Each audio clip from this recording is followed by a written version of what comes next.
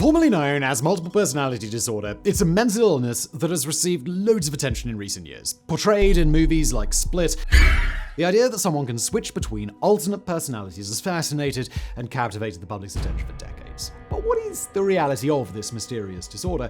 And is it truly as dramatic or perhaps even as dangerous as has been depicted in popular media? Well, join me today as we explore what we know about the elusive nature of dissociative identity disorder and the controversy it has stirred up in the field of psychology. Now, the first thing that you need to know about the symptoms of DID is that they can vary pretty significantly from patient to patient, both in the way that they manifest and in their severity. However, to help medical professionals accurately diagnose the disorder, there are several symptoms that have been nailed down as the standard indicators of dissociative identity disorder, and we'll be basing this off the DSM-5, a diagnostic manual published by the American Psychiatric Association. Of the criteria laid out in the DSM-5, the first, known as Criterion A, is likely the one that immediately jumped to your mind when you clicked on this video: the disruption of one's identity by the existence of two or more distinct personality states in an individual. This is the defining characteristic of dissociative identity disorder and can manifest itself in a few ways. The one that most people are familiar with is that some patients report and have been observed to suddenly switch to an alternate personality, which can have a different temperament, sense of humor, or even a slightly different handwriting. These alternate personalities are commonly referred to as alters, and while most have only a select few alters, the average number has been increasing in recent years, and some have reported more than 100. Alters can be anything: a different gender, different age, or even a different ethnicity. Preference for food and music may rapidly shift back and forth between alters, as can political views, general outlook on life, and the person may report that their body feels different than normal. But this isn't the full story. Other individuals experiencing Criterion A symptoms may not display the traditional switch to another personality. Rather, they may suddenly feel depersonalized from their own body, reporting that they feel more like an observer in their own mind, unable to influence their own actions or speech. These periods of dissociation are frightening, especially since they can often be accompanied by intense emotions or desires, all while the individual feels powerless to stop it, as if they're watching a movie in their own head. In highly religious communities, these periods of helplessness or alternate personalities may be interpreted as possession by a demon or a spirit. Interestingly, these symptoms can be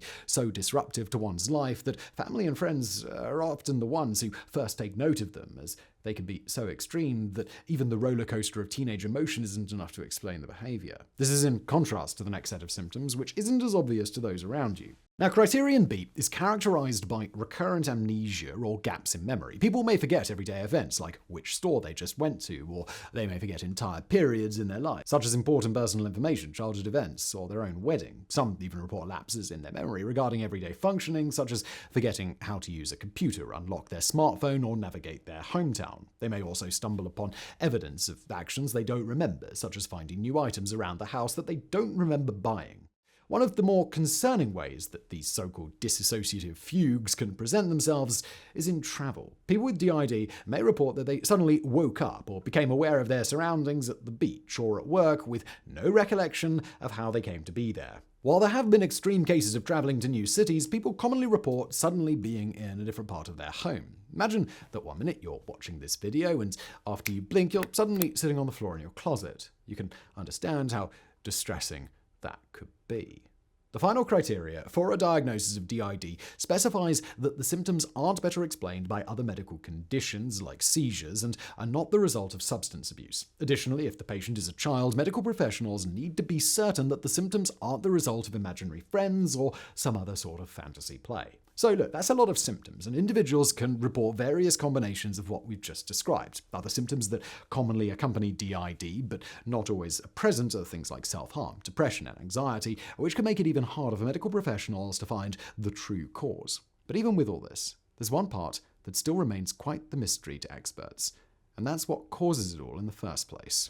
DID, and what causes it, is one of the most controversial subjects in modern psychology, and the field is actually quite divided on the topic. Generally, there are three different positions that experts take regarding the disorder. The first stance is that dissociative identity disorder does not exist in the first place. Though this view isn't nearly as popular as the other two, it is still held by several researchers. They posit that the symptoms of DID are too vague and simply left up to interpretation by clinicians, which can vary wildly. One study in 1993 found that the symptoms of DID are virtually indistinguishable from those of borderline personality disorder or BPD. A second analysis down this path found that 64% of patients with DID indeed met the criteria for BPD instead, but the remaining 36% did not, leading the researchers to conclude that DID does exist but is simply overdiagnosed. The belief that DID is outright fake isn't helped by the fact that many people on social media pretend to have the disorder for those juicy internet points from YouTube to TikTok. There's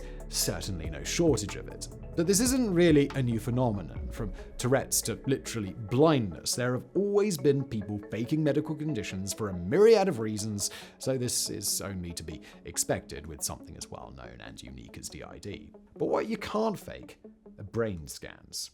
Emerging evidence in neuroimaging has shown that there are actually detectable differences in the brains of people that disassociate, something which can't be explained away by either BPD or faking symptoms. For example, a 2006 study found that cerebral blood flow is different in those with DID compared to those without, with some of the most significant differences found in the amygdala, an area of the brain responsible for emotion. Another study in 2021 found that those with DID have a slightly smaller hippocampus, an area of the brain that plays a major part in memory and learning. So clearly, something real is happening here, and we can safely discard the idea that the disorder doesn't exist at all. And that brings us to the second explanation, that the disorder is caused by trauma. More than 90% of people with dissociative identity disorder report some form of abuse in their childhood, an incredibly high correlation. Whether this be neglect, sexual or physical abuse, this early life trauma seems to be a critical step in the development of DID. Aside from abuse, people have also reported scarring memories of terrorism, painful medical procedures, or war, so it's also possible that a single, overwhelmingly traumatic event can have a similar effect on the disorder's development. But how the brain transforms this trauma into periods of disassociation isn't quite clear. Some researchers have suggested that when emotional damage is so extreme, people may begin disassociating as a way of escaping reality to deal with the pain. For a child whose sense of self isn't very concrete, this coping mechanism may disrupt their perception of who they are and be the trigger for developing DID further down the road. But this doesn't answer all the questions, as there are also plenty of individuals with dissociative identity disorder who either experienced their trauma later in life as an adult or didn't experience it at all. It also doesn't explain why some people develop the disorder early in life, like at age 10 or 11, while others don't even begin showing symptoms until much later in life. Others have suggested that the development of DID requires the intense trauma to be coupled with a genetic predisposition, meaning that there may be some biological trigger for the disorder that is activated at some point in their life, awakening the symptoms that were lying dormant in the person. This approach is called the biopsychosocial perspective, taking into account the influence of several domains of life, like brain chemistry, life experiences, and thinking patterns. The biopsychosocial view is generally our best explanation for the causes of other disorders like schizophrenia or depression, so it only seems logical to apply it to DID.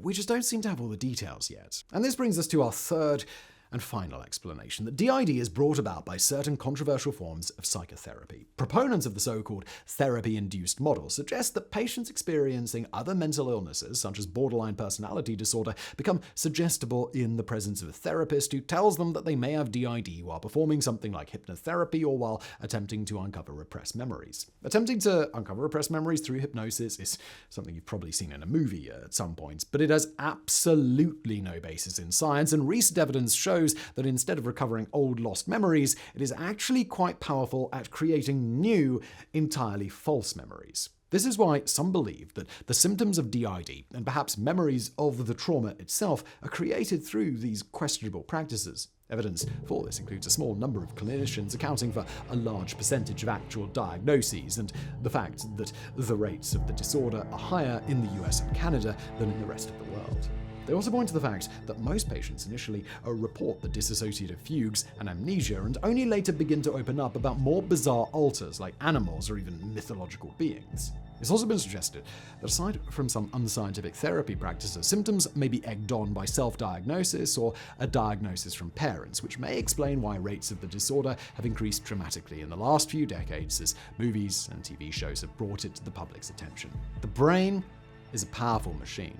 And if you strongly believe that you have DID, it may be possible to begin genuinely showing the symptoms of what you believe the disorder to be.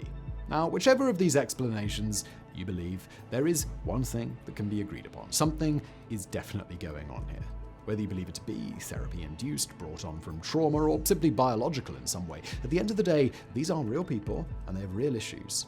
While estimates vary between studies, likely 0.5 to 1% of the population in the Western world suffers from DID, and many try to hide their symptoms out of shame, especially if there was severe abuse that they've yet to tell anyone about.